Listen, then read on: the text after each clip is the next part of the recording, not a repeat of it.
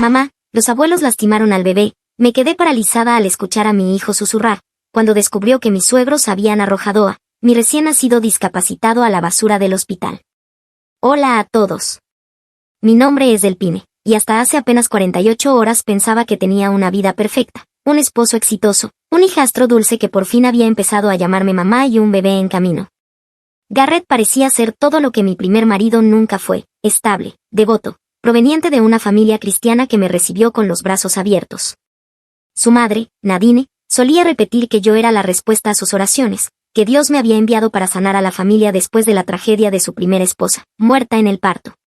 Debí fijarme en cómo Kinsey se estremecía cada vez que su abuela lo abrazaba, o en la manera en que nunca quería quedarse a solas con su padre. Debí preguntarme por qué un niño de 7 años conocía los pasillos traseros de un hospital, por qué sabía exactamente dónde arrojaban los desechos médicos y por qué sus pequeñas manos no temblaban mientras buscábamos entre los contenedores de riesgo biológico a mi hija recién nacida.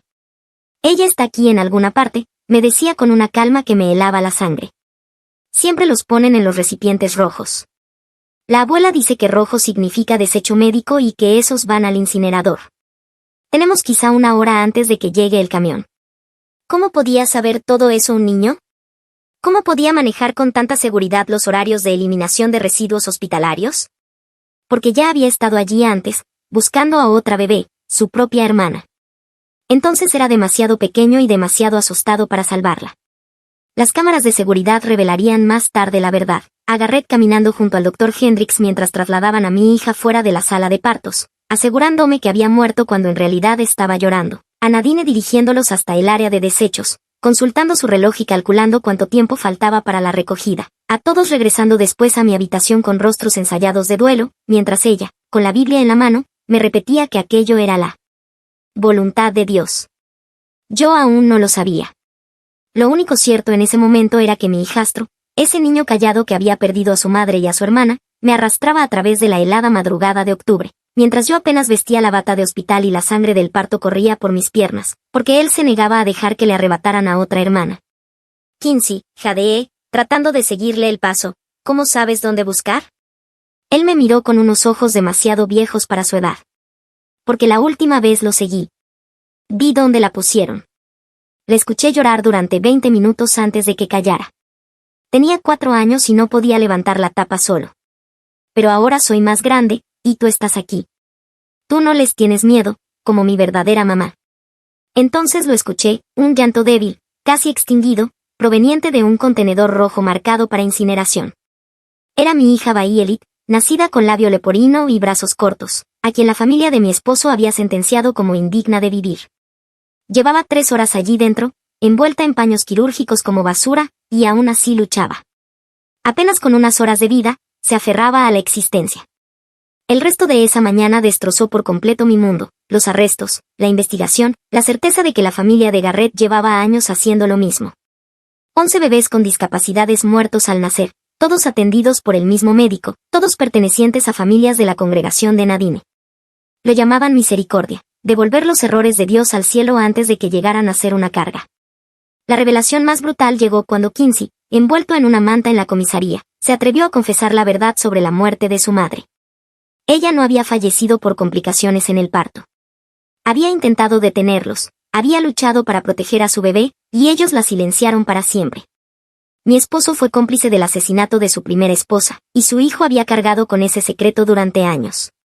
Esta es la historia de cómo un niño de 7 años salvó a mi hija y desenmascaró una década de asesinatos disfrazados de actos de fe.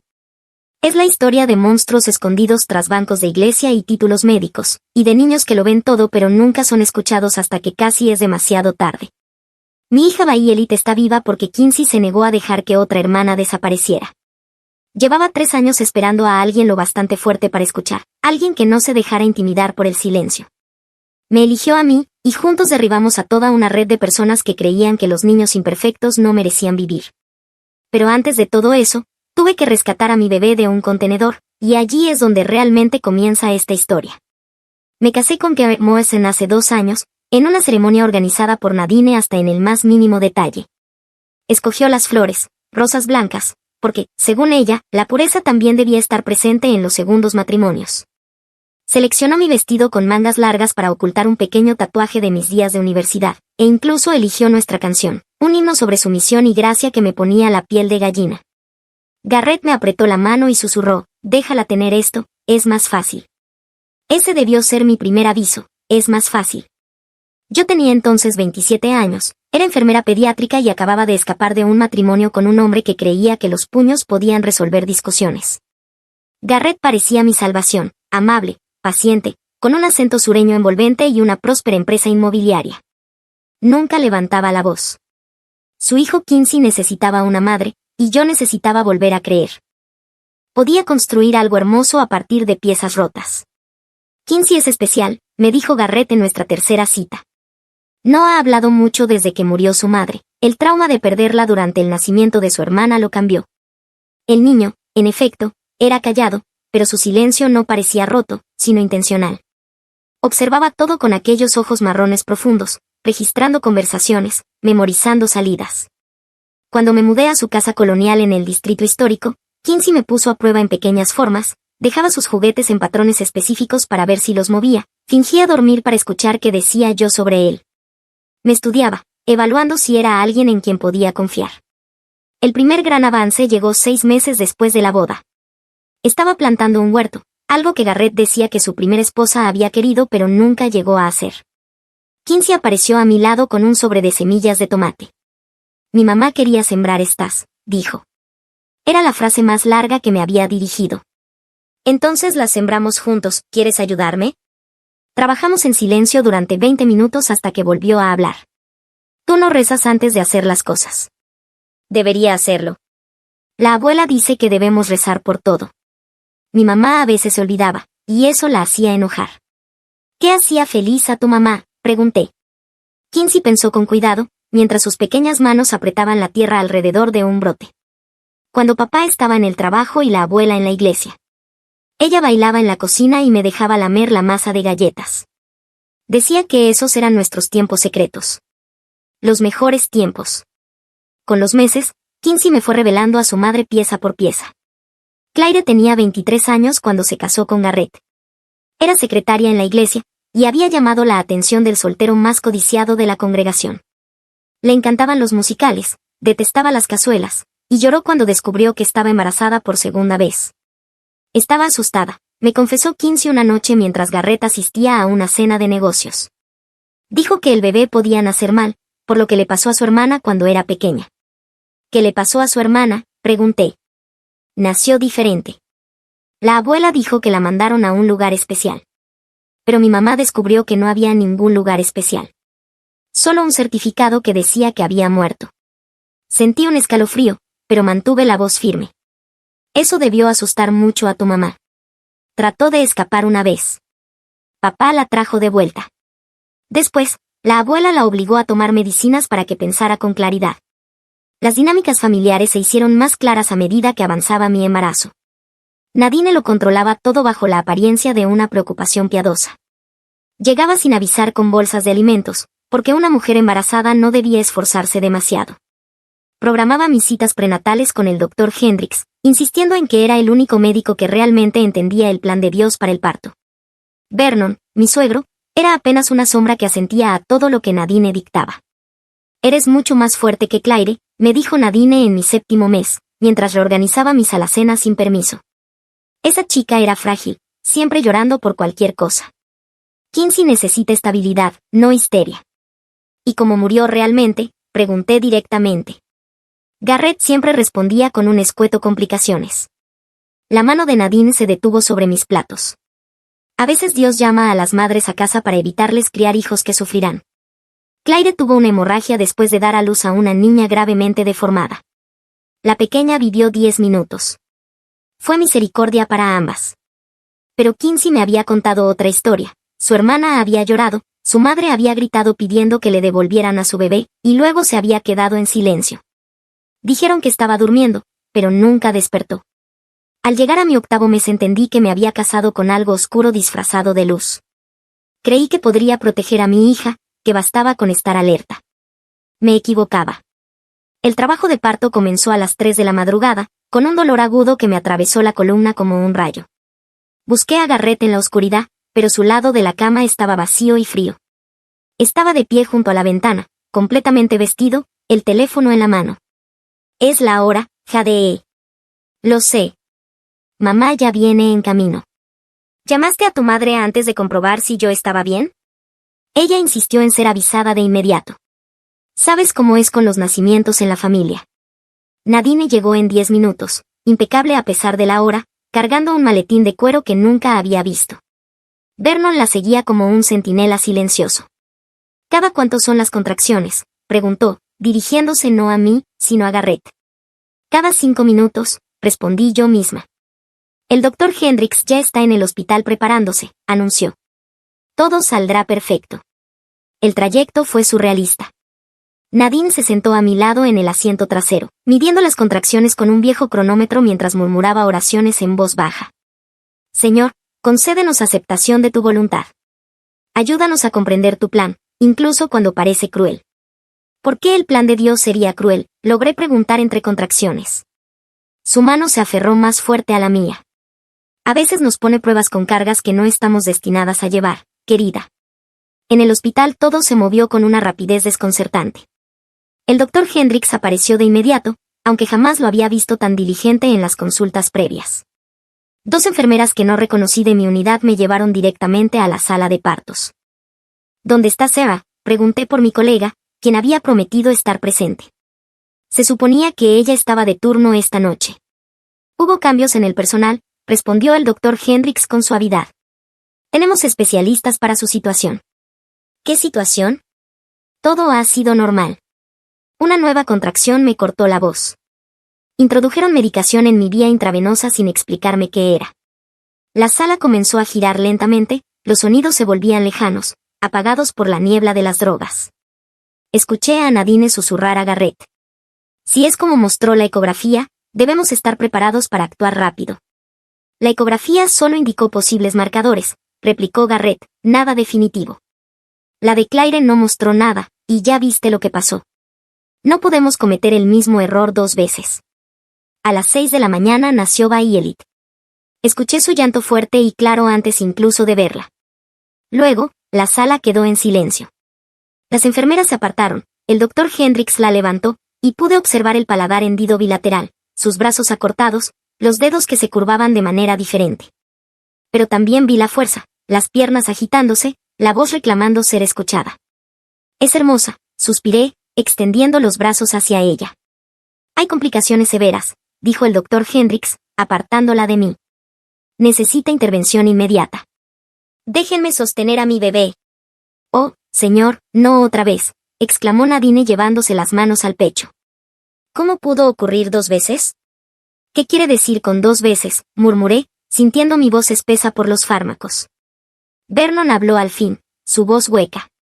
Nadine, quizá deberíamos. Deberíamos que, lo interrumpió con dureza. ¿Pretender que esto es normal? Esa criatura sufrirá cada día de su vida. Es cruel obligarla a soportar eso. Está respirando bien, insistí, luchando contra la somnolencia. Su llanto es fuerte. Son buenas señales. Está emocional y bajo los efectos de medicamentos, me cortó fríamente el doctor Hendricks. Deje las decisiones médicas en nuestras manos. Envolvieron a Violet con demasiadas mantas, sofocando su llanto. En la puerta vi a Kinsey, pálido como el papel. Se suponía que debía estar con la vecina, pero allí estaba, observándolo todo. Papá, su voz era apenas un murmullo, me prometiste que no lo harías otra vez. Garrett se arrodilló junto a él. Vuelve a casa de la señora Patterson, Kinsey, ahora. Pero el bebé. Fue la primera vez que escuché a Garrett gritarle. Kinsey corrió, aunque antes de irse nuestras miradas se cruzaron, y en la suya había un mensaje claro: prepárate. Se llevaron a Violet mientras yo luchaba contra el peso de la sedación. Entre la niebla escuché sus voces en el pasillo. Nadine, firme y autoritaria.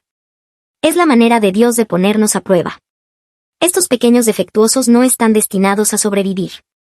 Lo aprendimos con el bebé de Claire. Mamá, Delpine no lo aceptará. Lo hará. Siempre lo hacen al final. Y si no, ya hemos sabido cómo manejar eso antes. No puedo perder otra esposa, murmuró Garrett. No la perderás. Delphine es más fuerte que Claire. Entenderá que esto es misericordia. Los papeles ya están preparados. El doctor Hendricks sabe qué escribir. Lo último que escuché antes de que la inconsciencia me venciera fue la voz de Nadine. Llévenla al lugar de siempre. El servicio de recogida viene al mediodía. Dios nos perdona por corregir sus errores. Cuando desperté 3 horas después, me dijeron que mi hija había muerto. La habitación estaba oscura. Mi cuerpo se sentía pesado por los sedantes que me habían administrado. Una enfermera que no reconocía ajustaba mi suero, evitando mi mirada cuando intenté incorporarme. ¿Dónde está mi bebé? Voy a llamar al doctor, respondió, casi corriendo hacia la puerta. El doctor Hendricks entró con papeles ya preparados, Garrett detrás de él como una sombra. Señora Morrison, lo lamento profundamente. Las complicaciones internas de su hija eran más graves de lo que detectamos. Falleció a las 8 de la mañana. Eso es imposible, contesté, con más fuerza de la que sentía. La escuché llorar. Sus pulmones eran fuertes. Soy enfermera pediátrica, sé cómo suena un llanto sano. El trauma emocional está afectando su memoria, replicó Hendricks, empujándome los documentos. Necesitamos su firma para la disposición de los restos. Quiero verla. No es recomendable. El cuerpo ya ha sido procesado. La palabra procesado me golpeó como agua helada. Solo habían pasado 3 horas. Ninguna funeraria trabaja tan rápido. Garrett habló finalmente desde su rincón. Delphine, por favor, no hagas esto más difícil de lo necesario. ¿Dónde está Nadine? En la capilla, rezando por el alma de nuestra hija. Entonces noté a Kinsey en el umbral, aún con la mochila del colegio colgada en los hombros. La señora Patterson debía haberlo traído, pese a las órdenes de Garrett. Sus ojos estaban enrojecidos, pero decididos. Mientras Garrett y el doctor Hendricks me distraían, Kinsey formó con sus labios una sola palabra, ahora. Necesito ir al baño, anuncié. Debería usar la chata, sugirió la enfermera. Todavía está recuperándose. Voy al baño, dije, colgando las piernas fuera de la cama a pesar del dolor que me atravesaba el abdomen. A menos que piensen en sujetar físicamente a una paciente, lo cual, estoy segura, al consejo médico le encantaría saber. El Dr. Hendricks retrocedió. 5 minutos. La enfermera la asistirá. Puedo arreglármela sola. En cuanto salieron, Kinsey corrió a mi lado. Mamá, no está muerta. La escuché llorar cuando se la llevaron afuera. ¿Afuera, dónde? Al muelle de carga, donde van los desechos médicos. Hicieron lo mismo con mi hermana. Tenemos que darnos prisa, el camión llega al mediodía. Miré el reloj, las 11. ¿Estás absolutamente seguro? Su pequeño rostro se endureció. Esta vez lo seguí. Vi en qué contenedor. El rojo, marcado para incineración. Puse una piedra debajo de la tapa para que pudiera respirar. Ese niño de 7 años lo había pensado todo. Arranqué la vía de mi brazo, ignorando la sangre que manchó mi bata. Vamos a necesitar ayuda, ayuda de verdad. Mi maestra, la señora Rodríguez, está casada con un policía. Tengo su número en mi mochila. ¿Trajiste el número de tu maestra? Lo he llevado conmigo desde que mamá murió, por si alguna vez reunía valor para contarlo. Tomé su teléfono y marqué, mientras me ponía la bata de hospital al revés para cubrirme mejor. La señora Rodríguez contestó al segundo timbrazo. Kinsey, ¿está todo bien? Soy Delphine Morrison, la madrastra de Kinsey. Estoy en el hospital St. Catherine. Me dijeron que mi bebé murió, pero Kinsey dice que está en el contenedor de desechos médicos. Por favor, mande a su esposo, mande a todos. Hubo un silencio, y luego su voz regresó, dura como el acero. Estamos a 8 minutos. Saque a ese bebé. Kinsey me agarró de la mano y me condujo hacia la puerta. El pasillo estaba casi vacío, el cambio de turno del almuerzo jugaba a nuestro favor. Me llevó por una escalera que yo ni siquiera conocía, sus pequeños pies seguros en cada peldaño. ¿Cómo conoces esta ruta?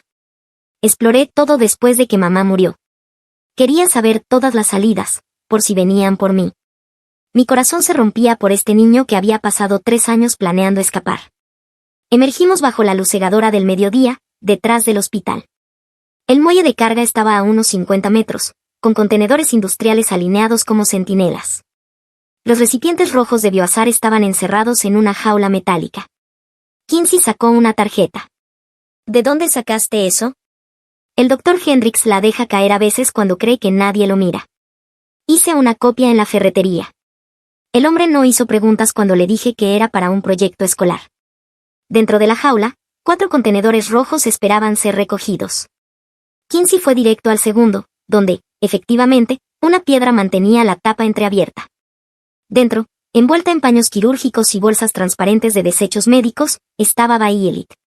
Sus labios estaban azules, su cuerpo frío, pero al apoyar mis dedos en su cuello sentí el pulso más débil. Estaba viva. Mi bebé estaba viva. Corre, le ordené a Kinsey. Ve a la entrada de urgencias, grita pidiendo ayuda. Cuéntales todo. Irrumpí por las puertas de emergencias con Violet contra mi pecho, su pequeño cuerpo apenas moviéndose. La sangre de mi brazo, donde había arrancado la vía, empapaba mi bata y dejaba un rastro tras de mí. Ayuda, alguien intentó asesinar a mi bebé. La doctora Martínez, con quien había trabajado 3 años, dejó caer la carpeta que sostenía. Delphine, ¿qué ocurre? Me dijeron que había muerto, pero estaba en el contenedor de desechos. Está hipotérmica, apenas respira, por favor. La sala de emergencias estalló en un caos controlado. La doctora Martínez tomó a Violet de mis brazos mientras daba órdenes rápidas. Mantas térmicas, líquidos intravenosos calientes, monitorización continua, temperatura central, ya. Y alguien llame a seguridad y a la policía. En segundos, Violet estuvo rodeada por un verdadero equipo médico, no el personal cuidadosamente elegido por Hendricks. Su temperatura era de 33 grados. Llevaba más de 3 horas en ese contenedor, pero luchaba. Los monitores mostraban un corazón débil, pero constante. Delphine, ¿qué pasó?, exigió la doctora Martínez mientras trabajaba. El doctor Hendricks y la familia de mi esposo. Se la llevaron porque nació con malformaciones. Dijeron que había muerto, pero la tiraron como basura. Las cámaras de seguridad, intervino alguien. Necesitamos revisar todo lo de esta mañana. El detective Coleman llegó en cuestión de minutos, acompañado de 2 agentes. Detrás de ellos entró la señora Rodríguez con su esposo, el oficial Rodríguez, y Kinsey de la mano. El niño tenía una determinación en el rostro que jamás le había visto. Señora, necesitamos su declaración, empezó Coleman, pero Kinsey dio un paso adelante. Yo lo vi todo, anunció, y no solo hoy. Llevo 3 años observándolos. La sala quedó en silencio, excepto por los pitidos de los monitores de Violet. Ellos mataron a mi mamá, continuó Kinsey, con la voz firme, y a mi hermanita. Y pensaban seguir haciéndolo. El detective Coleman se agachó a su altura. Es una acusación muy seria, hijo. Yo tengo pruebas. Kinsey abrió su mochila y sacó un cuaderno escolar. Dentro del cuaderno no había tablas de multiplicar ni ejercicios de ortografía, sino página tras página con fechas, horas, conversaciones que había escuchado a escondidas, croquis del hospital y nombres, tantos nombres. 15 de octubre de 2021, leyó. La abuela le dijo a la señora Henley que el síndrome de Down de su nieto era un castigo de Dios y se ofreció a ayudar con él. Arreglo. El 3 de noviembre de 2021, el bebé Henley murió al nacer. Nadie preguntó por qué. En ese momento entraron Garrett, Nadine y Vernon, todos perfectamente compuestos, como si fuera una visita normal. El rostro de Garrett se tornó pálido al ver a la policía. Oficiales, ha habido un malentendido. Mi nuera está confundida por la medicación, intervino Nadine con su voz de iglesia, suave como la seda. La psicosis posparto es hereditaria, ¿saben? Es por eso que aparece en las cámaras de seguridad dirigiendo la eliminación de un bebé vivo, replicó el detective Coleman. El jefe de seguridad había llegado con un ordenador portátil. La imagen era clara, allí estaba Garrett, empujando una cuna junto al doctor Hendricks, allí estaba Nadine, mirando el reloj y señalando hacia la zona de desechos. La hora marcaba las 7 de la mañana, cuando ya me habían dicho que Violet llevaba muerta más de 1 hora. No es lo que parece, tartamudeó Garrett. Entonces explíquelo, lo desafió el oficial Rodríguez. Pero Kinsey no había terminado. 18 de mayo de 2020, continuó.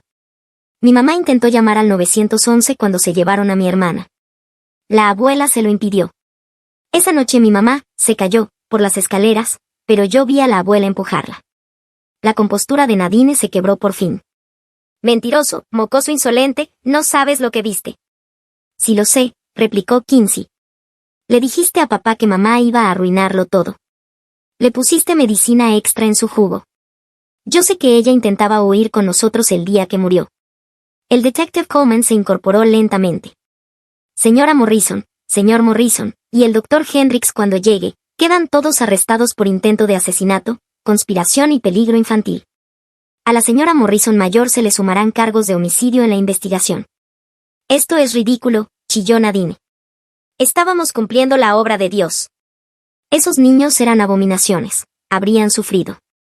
¿Y por eso decidieron jugar a ser Dios?, preguntó la doctora Martínez, aún trabajando sobre Bayelit.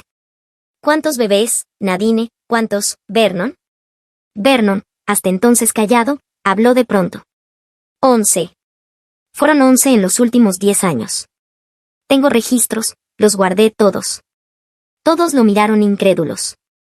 No soy valiente como este niño, dijo, fijando la vista en Kinsey. Pero guardé pruebas, con la esperanza de que un día alguien la detuviera. Testificaré. Entregaré todo. Nadine se abalanzó sobre su esposo, pero los agentes la sujetaron. Cobarde, nunca entendiste. Estábamos salvando a esas familias de vidas de carga y vergüenza. No, respondí, poniéndome en pie a pesar de que me temblaban las piernas. Estaban asesinando niños que no encajaban en sus estándares de perfección. El llanto de Bayelit atravesó la sala de pronto, débil, pero insistente, calentándose, luchando, demostrando que merecía cada respiración. Hoy Bayelit tiene 2 años. Dice mamá con una voz distinta por su paladar hendido, pero es el sonido más hermoso de mi mundo. Ha pasado por 3 cirugías, con más en el horizonte, y utiliza dispositivos adaptativos para sus brazos. Cuando se ríe, y lo hace a menudo, ilumina la habitación entera. Ella es la prueba de que la perfección no consiste en cumplir estándares ajenos, sino en ser exactamente quien uno está destinado a ser. El juicio ocupó titulares nacionales. Familia de iglesia asesinaba a bebés discapacitados durante una década. Garrett recibió 15 años por conspiración y tentativa de homicidio. Nunca me miró durante las audiencias, solo murmuraba que su madre decía que era la voluntad de Dios.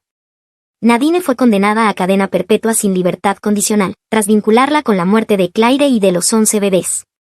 La investigación reveló que había impulsado a familias hacia muertes piadosas incluso antes de que Garrett se casara, creando una red de creyentes que veían la discapacidad como castigo divino. El Dr. Hendricks perdió su licencia y enfrenta múltiples cargos de asesinato. Durante 17 años había estado decidiendo que bebés merecían vivir. El hospital afrontó demandas masivas, reformas y supervisión federal. 3 enfermeras cómplices también fueron arrestadas, y el departamento de obstetricia fue reestructurado por completo. Vernon testificó para la acusación, entregando cajas de pruebas que había ocultado en un trastero, grabaciones, correos electrónicos e incluso videos de Nadine hablando de su ministerio de misericordia. Recibió 5 años como cómplice, probablemente cumplirá 2. Fui un cobarde, dijo en la sentencia. Permití que el miedo a mi esposa callara mi conciencia. Esos bebés murieron porque yo permanecí en silencio. Kinsey tiene ahora 10 años y vive conmigo como mi hijo adoptivo legal. La audiencia de custodia duró apenas 5 minutos después de que el juez escuchara su testimonio. Va a terapia 2 veces por semana, enfrentando traumas que ningún niño debería cargar. Su terapeuta asegura que demuestra una resiliencia extraordinaria. Pero aún veo los momentos en que las sombras cruzan su rostro. Todavía revisa las salidas cada vez que entramos a un edificio. Todavía guarda números de teléfono importantes escritos en 3 lugares distintos. Todavía, algunas noches, se queda de guardia frente a la habitación de Bayelit, asegurándose de que nadie se la lleve. Me salvaste, le digo todos los días. Eres un héroe. Los héroes no tienen miedo, me contestó la semana pasada. Yo tuve miedo todo el tiempo. No, cariño. Los héroes tienen miedo y aún así hacen lo correcto. Eso es lo que los convierte en héroes. Nos mudamos a Oregón, lo más lejos posible de Georgia mientras seguíamos dentro del país. Trabajo ahora en un hospital infantil, específicamente en la unidad para bebés con necesidades médicas complejas. Cada niño que entra merece una defensa feroz, y me aseguro de que la tenga. Kinsey quiere ser detective cuando crezca. Dice que quiere ayudar a los niños que no pueden hablar por sí mismos. Creo que será brillante en ello. La red que Nadine había construido se derrumbó tras los arrestos. 3 iglesias más fueron investigadas, 4 médicos quedaron bajo escrutinio, y 16 muertes sospechosas de recién nacidos fueron reabiertas como casos de asesinato. Era un cáncer que se había extendido por toda la comunidad, oculto tras oraciones y cenas parroquiales. Se habían convencido de que asesinar bebés imperfectos era de algún modo sagrado, que estaban salvando a las familias de la carga y a los niños del sufrimiento. Pero el sufrimiento no proviene de tener una discapacidad. Violet no sufre por su paladar hendido ni por sus brazos. Sufre cuando la gente la mira como si estuviera mal. Sufre cuando otros padres apartan a sus hijos en el parque. Ese dolor no lo causa su condición, sino el prejuicio de los demás. Claire, la primera esposa de Garrett, había intentado detenerlos. Había descubierto lo que había pasado con su hermana años antes y amenazó con exponerlos. Entonces la silenciaron, hicieron que pareciera una complicación del parto y mantuvieron a su hijo como testigo, creyendo que era demasiado pequeño para recordarlo. Pero los niños recuerdan todo, sobre todo el trauma. Solo necesitan que alguien les crea cuando por fin encuentran el valor para hablar. Aprendí que los monstruos no siempre parecen monstruos. A veces llevan collares de perlas y dirigen estudios bíblicos. A veces tienen títulos médicos y sonrisas amables. A veces son la persona que prometió amarte y protegerte. El mal no se anuncia con cuernos y tridentes, se disfraza de preocupación, de tradición, de voluntad de Dios. Pero también aprendí que los héroes aparecen en formas inesperadas. Un niño de 7 años que guardó pruebas durante 3. Un abuelo que finalmente eligió la justicia por encima de la lealtad familiar. Un bebé que se negó a morir a pesar de 3 horas en condiciones gélidas. El amor no se trata de perfección, sino de luchar por el derecho de alguien a existir exactamente como es. Historia 2. Mi hija me agredió y me dijo vete, así que cancelé su hipoteca. Horas más tarde tenía 30 llamadas perdidas. Hola a todos. Me llamo Elena y, a mis 58 años, pensaba que comprendía lo que significaba la familia. Creía conocer la diferencia entre apoyar a los hijos y facilitarles demasiado las cosas. Me equivoqué en muchos aspectos, pero en algo no me engañé. A veces las personas que más daño te hacen son precisamente aquellas por las que lo has dado todo. Todo comenzó un martes por la mañana de marzo. Lo recuerdo porque acababa de terminar mi café y hojeaba el periódico cuando sonó el teléfono. En la pantalla apareció el nombre de Seba y mi corazón dio ese pequeño salto que siempre sentía al recibir una llamada de alguno de mis hijos. Después de 28 años de maternidad cualquiera pensaría que ya me habría acostumbrado, pero cada llamada seguía pareciéndome un regalo. Sara tenía 26 años, era mi primogénita y llevaba 3 años viviendo en la casa que compré para su familia. No alquilando, sino viviendo en ella.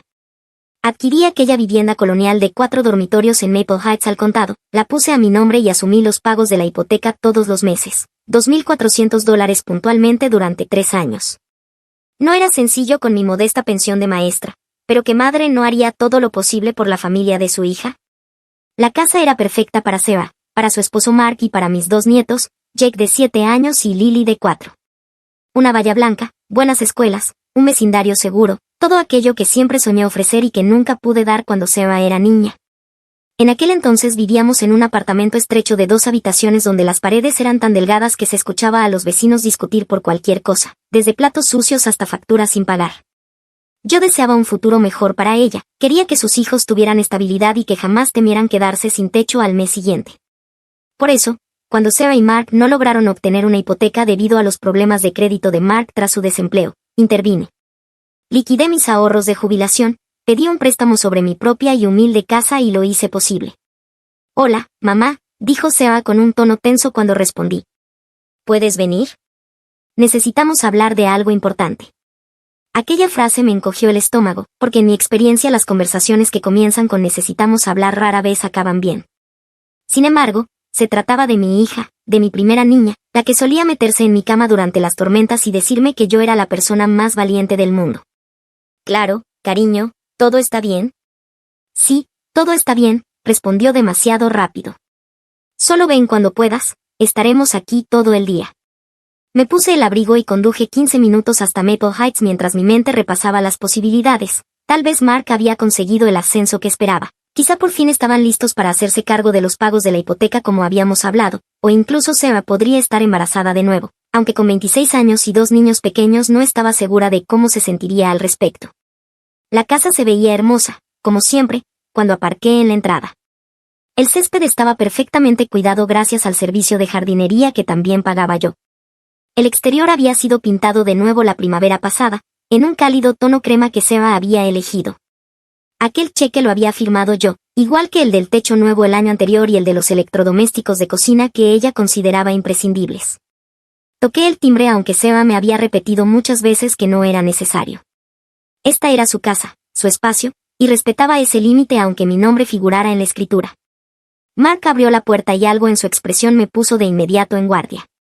Se veía incómodo, evitaba mirarme a los ojos mientras se hacía a un lado para dejarme pasar.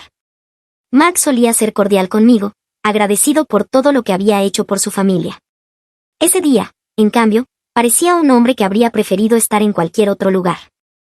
Seo estaba sentada en el sofá del salón, aquel del costoso juego de muebles que había prometido ayudarles a comprar cuando se mudaron por primera vez. Se la veía nerviosa, con las manos fuertemente entrelazadas sobre el regazo. Los niños no aparecían por ningún lado, lo cual era extraño. Normalmente Jake y Lily corrían hacia mí en cuanto llegaba, ansiosos por enseñarme sus últimos dibujos o contarme alguna anécdota de la escuela. ¿Dónde están los niños?, pregunté mientras me acomodaba en el sillón frente a ellos. Están arriba, jugando, respondió Sarah. Mamá, necesitamos hablar de la situación de la casa. Mi corazón empezó a latir con más fuerza. Aquí viene, pensé, por fin están listos para asumir la responsabilidad, para comenzar a hacerse cargo de los pagos ellos mismos. Estaba convencida de que Mark debía haber conseguido el ascenso o, quizá, Sarah había decidido volver a trabajar ahora que Lily ya era mayorcita. He estado pensando en nuestro arreglo, continuó Sarah, y creo que ha llegado el momento de hacer algunos cambios. Mark y yo hemos estado hablando y sentimos que la situación actual no funciona para nadie. Asentí con entusiasmo, lo entendía perfectamente. Eran adultos jóvenes, padres ya, y querían la satisfacción que otorga ser dueños reales de su propio hogar. Había estado esperando esta conversación, sinceramente, me sentía orgullosa de que fueran ellos quienes la iniciaran. ¿Qué tipo de cambios tenéis en mente?, pregunté. ¿Estáis listos para empezar a haceros cargo de los pagos? Quizá podríamos establecer una transición gradual en la que asumierais un poco más cada mes hasta cubrirlo todo. La expresión de Seba cambió y en sus ojos brilló un destello gélido. No es exactamente lo que teníamos en mente, mamá. Creemos que deberías dejar de pagar, simplemente transferirnos la casa por completo. Nada de hipoteca, nada de propiedad compartida, entregárnosla y alejarte. Sus palabras me golpearon como un puñetazo. La miré fijamente, convencida de haber entendido mal. ¿Perdona? ¿Quieres que te regale una casa valorada en $400,000? Así, sin más. Has estado haciendo los pagos de todas formas, replicó Seba con un tono defensivo. No es como si esto fuera a cambiar nada para ti económicamente. Simplemente dejarías de hacer los pagos que ya estabas haciendo. Pero también perdería un activo de $400,000, dije despacio. Sara, he puesto todo mi futuro financiero en esta casa, mi jubilación, mis ahorros, todo. Esta casa es mi seguridad para cuando ya no pueda trabajar. Mark se removió incómodo a su lado, pero la expresión de Sarah se endureció. Mamá, estás siendo dramática. Tienes tu pensión, tienes tu propia casa, no necesitas esta también. Y, sinceramente, significaría mucho para nosotros sentir que es verdaderamente nuestro hogar en lugar de tener la sensación de que te lo estamos tomando prestado. La manipulación en sus palabras era tan sutil que casi no la percibo. Casi. Intentaba hacerme sentir culpable por no entregar el trabajo de toda mi vida, por no arruinarme en nombre de su comodidad. Pero había algo más en su voz, algo que me hizo estremecer, un aire de derecho, como si esta casa le perteneciera por naturaleza, como si yo se la debiera. Seba, dije con cautela, entiendo el deseo de tener una vivienda propia, pero lo que me pides me dejaría sin nada. No tendría ahorros, ni inversión, ni red de seguridad. Estaría completamente dependiente de mi pensión, que apenas cubre mis gastos básicos. Ese no es nuestro problema, mamá. La máscara de Seba se derrumbó por completo, revelando algo desagradable debajo. Tú elegiste comprar esta casa, tú elegiste ponerte en esta situación. Nosotros nunca te lo pedimos. La crueldad en su voz me dejó sin aliento. Esa era mi hija, la niña a la que había arrullado todas las noches, la adolescente para quien trabajé en 2 empleos con tal de pagarle la universidad, la joven por la que sacrifiqué mi seguridad financiera para que sus hijos tuvieran lo que ella nunca tuvo. Pero tú me lo suplicaste, susurré. Me pediste ayuda cuando no os aprobaron la hipoteca. Me dijiste que sería solo temporal hasta que volvierais a levantaros. Eso era diferente, cortó Sarah con brusquedad. Eso fue una emergencia. Esto es lo que tiene sentido ahora. Mark y yo hemos decidido que queremos la propiedad total. Francamente, resulta extraño que mi madre sea la dueña de la casa en la que vivimos. Nos hace sentir como si fuéramos niños. Sentí algo moverse dentro de mí, como una puerta que se cerraba. Durante 3 años había visto a Sarah y a Mark vivir cómodamente en una vivienda que no podían permitirse. Había observado a mis nietos jugar en un jardín que yo pagaba. Los había visto organizar cenas y fiestas de cumpleaños en salones amueblados con mi dinero, y ni una sola vez, ni en una ocasión, alguno de los dos expresó gratitud o reconoció el sacrificio que yo estaba haciendo. Sarah, dije en voz baja, necesito que entiendas algo. He pagado $72,000 en cuotas de hipoteca durante los últimos 3 años, sin contar el pago inicial, los gastos de cierre, las reparaciones, el mantenimiento del jardín y los demás desembolsos. He invertido casi $200,000 en esta casa.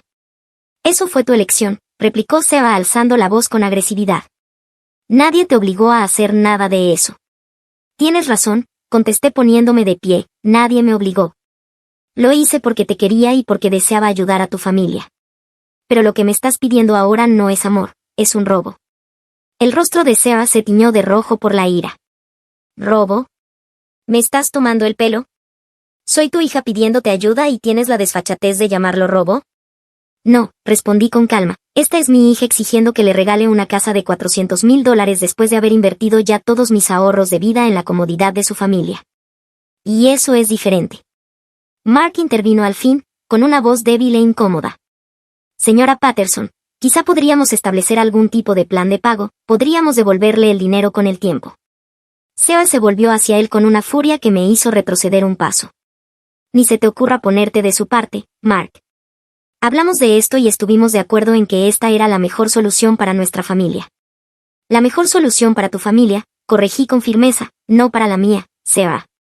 Te quiero y quiero a tus hijos, pero lo que estás pidiendo es imposible. No puedo permitirme entregar mi único patrimonio. Entonces estás siendo egoísta, escupió Sarah con desprecio. Después de todo lo que Mark y yo hemos pasado, de todo el estrés que hemos soportado, ¿ni siquiera puedes hacer esta única cosa por tu propia hija? La manipulación era tan evidente que casi resultaba admirable. Estaba intentando que me sintiera culpable por no arruinarme para su conveniencia, por no entregar la seguridad que me había costado 40 años construir. Sarah, dije con un tono cada vez más firme, he hecho más por tu familia de lo que la mayoría de los padres jamás harían.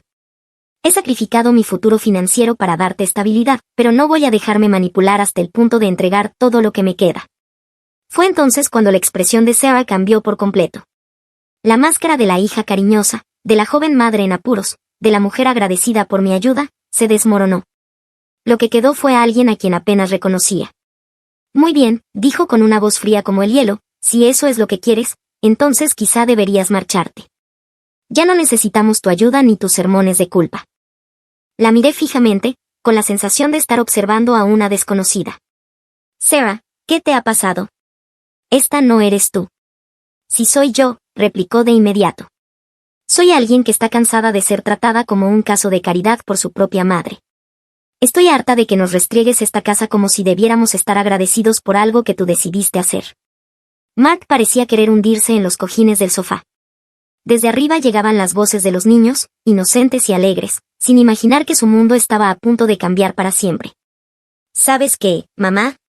Continuó Sarah, alzando la voz cada vez más agresiva. Como tanto te preocupa tu preciosa inversión, quizás deberías simplemente marcharte y dejarnos vivir nuestra vida sin tus constantes recordatorios de todo lo que has hecho por nosotros. ¡Lárgate! Las palabras quedaron suspendidas en el aire como veneno. Mi propia hija diciéndome que me fuera de la casa que yo había comprado, de la familia a la que había sostenido, de los nietos que adoraba. Pero lo que ocurrió después fue lo que lo cambió todo. Sarah se acercó a mí, con el rostro deformado por la ira, y me empujó con fuerza en el pecho usando ambas manos. Tropecé hacia atrás. Mi cadera chocó contra la esquina de la mesa de centro y un dolor agudo recorrió mi cuerpo mientras intentaba mantener el equilibrio. ¡Mamá!, gritó Mark levantándose de golpe. Sarah, ¿qué estás haciendo? Pero ella no había terminado. Me empujó de nuevo, aún con más violencia, y esta vez caí de espaldas contra el suelo de madera. Mi cabeza golpeó con un chasquido escalofriante. Estrellas estallaron ante mis ojos y sentí el sabor metálico de la sangre en mi boca. ¡Fuera!, chilló Sarah, de pie sobre mí mientras yo yacía en el suelo de la casa que le había comprado. ¡Fuera y no vuelvas! No te queremos aquí. Mark estaba a mi lado al instante, ayudándome a incorporarme, con el rostro pálido de espanto. Señora Patterson, ¿está bien? Sarah, ¿qué te pasa? Pero Sarah ya se había girado, apartándome como si no fuera más que una intrusa indeseada, como si no hubiera pasado los últimos 3 años entregando mi corazón y mis ahorros en favor de la felicidad de su familia. Me quedé allí sentada en el suelo, con la cabeza palpitando y la cadera ardiendo de dolor, y sentí que algo se rompía dentro de mí. No eran mis huesos, aunque dolían bastante, sino algo más profundo, algo que me había impedido hasta entonces ver la verdad sobre en quien se había convertido mi hija. Mark me ayudó a ponerme en pie, sus manos suaves, cargadas de disculpa. Lo siento mucho, susurró. No sé qué le pasa últimamente. Pero yo sí lo sabía. Sabía exactamente qué era lo que se había apoderado de ella, la sensación de derecho, la creencia de que todo lo que yo le había dado le pertenecía por naturaleza, que mis sacrificios eran su derecho, que mi amor era algo que podía dar por sentado y desechar cuando ya no le resultara conveniente. Estaré bien, le aseguré a Mark, aunque no estaba segura de que fuera cierto. Necesito irme a casa ahora. Sarah ni siquiera me miró mientras recogía mi bolso y me dirigía hacia la puerta. Ya había pasado página, ya había descartado a la madre que le había dado todo como si fuera irrelevante en su vida. Al llegar a la entrada me giré una última vez. Lárgate, me había dicho Sarah. Muy bien, me iría. Pero no de la manera que ella esperaba. Sonreí a su espalda, aunque no pudiera verlo. De acuerdo, cariño, murmuré con calma, me iré. Lo que ella ignoraba era que ya había hecho la llamada telefónica que lo cambiaría todo. Conduje de regreso a casa aturdida, las manos temblorosas sobre el volante. El sabor a sangre seguía en mi boca y, cada vez que me tocaba la parte trasera de la cabeza, mis dedos volvían manchados y pegajosos. Sarah realmente me había puesto las manos encima, mi propia hija me había agredido físicamente en la casa que yo estaba pagando, y después me había gritado que me marchara como si fuera una criminal. Pero lo que más dolía, más que el dolor físico, era la certeza de en que se había convertido mi hija. No era un simple error momentáneo ni el fruto del estrés. Era crueldad calculada de alguien que se sentía con derecho a todo lo que yo le había dado y resentida porque no le había dado todavía más. Cuando llegué a casa, me quedé sentada en mi coche durante 10 minutos, mirando fijamente mi modesta casa de 2 habitaciones. La pintura alrededor de las ventanas se estaba desconchando y los escalones de la entrada necesitaban reparación, pero había ido posponiendo el mantenimiento para poder mantener al día los pagos de la hipoteca de Sarah. Mi propio hogar se deterioraba mientras yo vertía dinero en el suyo. Entré y fui directamente al espejo del baño. Ya se estaba formando un hematoma morado en mi pómulo izquierdo, donde había golpeado el suelo, y tenía sangre seca en el cabello. Parecía una víctima de violencia doméstica, lo cual comprendí con un nudo en el estómago que era exactamente lo que era. Me limpié lo mejor que pude y luego me senté en la mesa de la cocina con mi ordenador portátil y una taza de té que apenas lograba sostener sin que me temblaran las manos. Había cosas que debía hacer, llamadas que debía realizar, pero antes quería comprender con exactitud cuál era mi situación financiera. Abrí mis extractos bancarios y comencé a calcular. $72,000 en pagos de hipoteca durante 3 años, $25,000 del pago inicial y los gastos de cierre, $8,000 para el techo nuevo, $12,000 en los electrodomésticos de la cocina, $4,000 en el servicio de jardinería, $3,000 en muebles, $6,000 en diversas reparaciones y mantenimiento. El total era asombroso, $130,000. Había gastado $130,000 en la familia de Sarah durante los últimos 3 años, y ese mismo día ella me había empujado al suelo gritándome que me fuera. Pero los pagos de la hipoteca eran solo el comienzo. También estaba el costo de oportunidad, lo que ese dinero podría haber hecho por mi propio futuro. Si en lugar de pagar la hipoteca de Sarah hubiera invertido esos $72,000, se habría multiplicado. En cambio, yo vivía de sueldo en sueldo con mi pensión de maestra, mientras mi hija disfrutaba de lujo. Abrí una nueva ventana del navegador y busqué el número de teléfono que necesitaba. Mis dedos dudaron un momento sobre el teclado, pero enseguida recordé a Sarah de pie sobre mí mientras yacía sangrando en el suelo, gritándome que me marchara. El teléfono sonó 3 veces antes de que una voz profesional contestara. Servicios hipotecarios, le habla Jennifer, ¿en qué puedo ayudarla hoy? Hola, Jennifer, mi nombre es Elena Patterson y necesito hablar sobre mi cuenta. La dirección de la propiedad es 12,407 Maple Heights Drive. Solo un momento, señora Patterson. ¿Puede verificar su número de la seguridad social y los últimos 4 dígitos de la cuenta? Proporcioné la información, con el corazón latiendo con fuerza mientras me preparaba para pronunciar las palabras que lo cambiarían todo. Ya veo su cuenta aquí, señora Patterson, Sus pagos están incluso adelantados, lo cual es excelente. ¿En qué puedo ayudarla hoy? Necesito cancelar los pagos automáticos de inmediato y quiero hablar de mis opciones respecto a la propiedad. Hubo una breve pausa. Entiendo. ¿Está atravesando dificultades económicas? Tenemos varios programas que podrían ayudarla. No se trata de dificultades económicas, dije con voz cada vez más firme. Estoy decidiendo dejar de pagar una propiedad en la que ya no soy bienvenida. Comprendo. Tendré que transferirla a nuestro departamento de gestión de cuentas, pero puedo detener los pagos automáticos ahora mismo, si lo desea. Sí, hágalo inmediatamente. Hecho. Su pago automático programado para la próxima semana ha sido cancelado. Ahora permítame transferirla con alguien que pueda hablarle sobre sus demás opciones. Mientras esperaba en línea, pensé en la reacción de Seba cuando se diera cuenta de lo que había hecho. Probablemente asumiría que era una amenaza vacía, que volvería arrastrándome en unos días con el talonario en la mano, suplicándole perdón. No tenía idea de lo equivocada que estaba. Señora Patterson, le habla David del Departamento de Gestión de Cuentas. Entiendo que desea discutir sus opciones hipotecarias. Sí, quiero saber qué ocurre si simplemente dejo de hacer los pagos por completo. La voz de David se volvió más cautelosa. Bueno, señora Patterson, si deja de pagar, la cuenta entrará en mora después de 30 días. A partir de ahí comenzaríamos el proceso de ejecución hipotecaria, que suele tardar varios meses en completarse. ¿Y durante ese tiempo los ocupantes actuales podrían permanecer en la casa? Recibirían notificaciones legales sobre el proceso de ejecución, pero sí, podrían permanecer en la propiedad hasta que finalice el procedimiento. Sin embargo, debo preguntarle si ha considerado el impacto que esto tendría en su puntuación crediticia y en su situación financiera. Casi solté una carcajada. ¿Mi puntuación crediticia? Como si eso importara, cuando mi propia hija acababa de agredirme y exigirme que le regalara una casa de $400,000. David, permítame preguntarle algo, si en lugar de dejar que la propiedad entre en ejecución hipotecaria decido venderla, ¿cómo funcionaría el proceso? Bueno, tendría que ponerla en venta con un agente inmobiliario, pero al haber ocupantes actuales eso podría complicar las cosas. ¿Los ocupantes tienen algún derecho legal sobre la propiedad? ¿Un contrato de arrendamiento o algo parecido? No hay contrato. Son familiares que han estado viviendo allí mientras yo pagaba la hipoteca. Ya veo.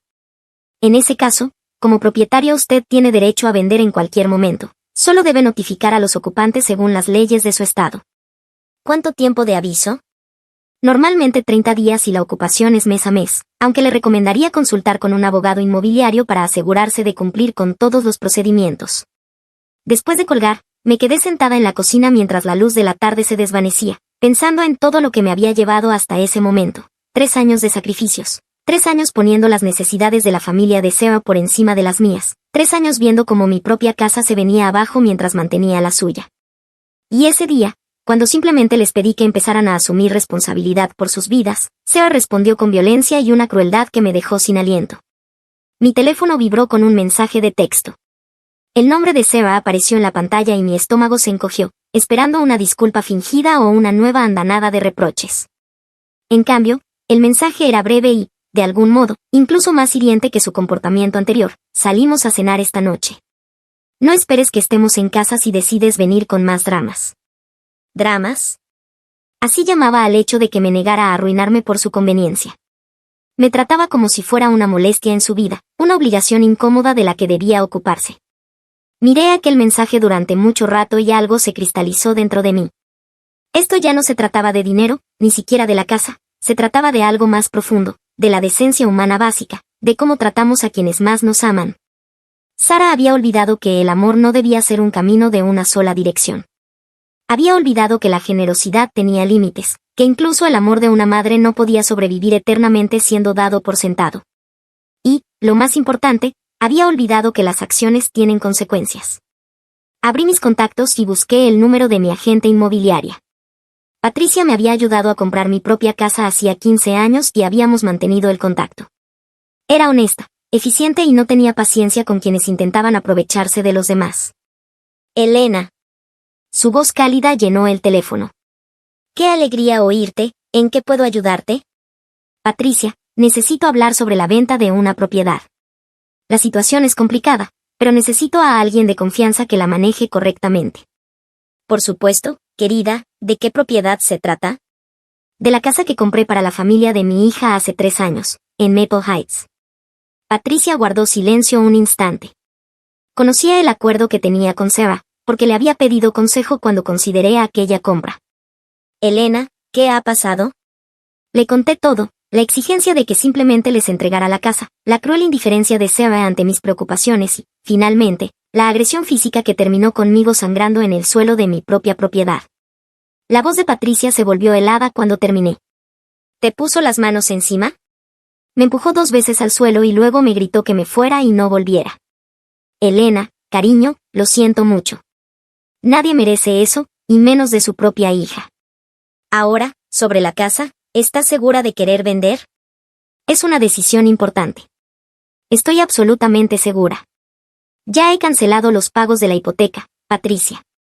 Necesito que entiendas algo. No lo hago por rencor ni por ira, lo hago porque finalmente comprendo que seguir alimentando el sentido de derecho de Sarah no ayuda a nadie, y mucho menos a sus hijos.